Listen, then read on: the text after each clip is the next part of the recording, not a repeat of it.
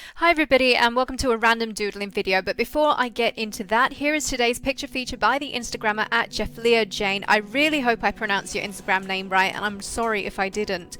The picture is of a really pretty white body art paint design, and she has a few of those on her account, so please guys go check it out. If you guys want to be in my next YouTube picture feature, then please tag your creative work with HMW Art. As you can tell, today I'm playing around with acrylic paint on a piece of cardboard which I had painted white. This is because I was testing out a couple of things. In other words, what you're seeing today is a little insight into my design process for when I'm coming up with a final piece. As a result, this is not a perfect design and there was some random free flowing as well. As this is not a tutorial, I'm not going to go into detail with the design, but I feel like my video would not be complete without some tips, so that's what I will try to give you now.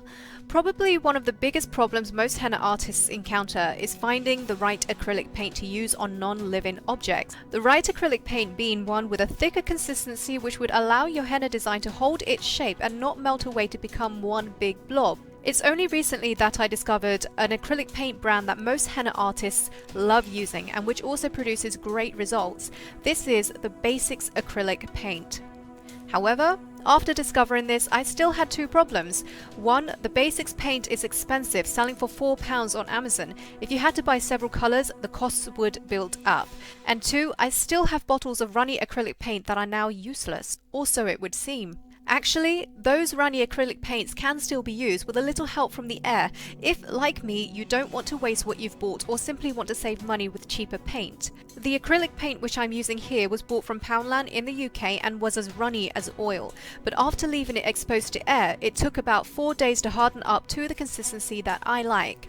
I made sure to mix the paint up every 4 hours or so to keep the paint as even as possible. It's like cooking, you want to mix regularly to make sure all your meal cooks evenly. So, in conclusion, to harden the paint, leave it in a container with the lid off and mix it every few hours until it gets to the consistency that you want.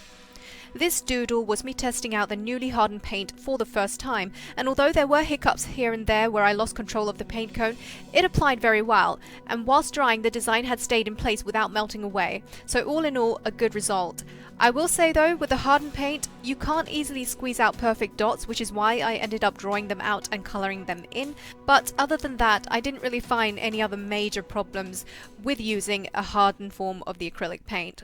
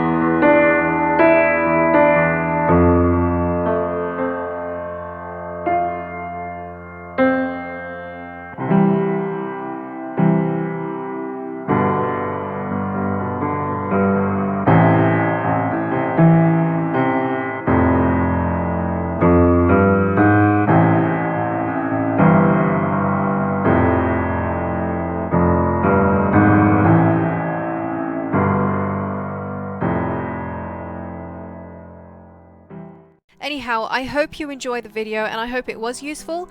If you have any comments, please leave them below. Otherwise, thank you for watching and I will see you next time.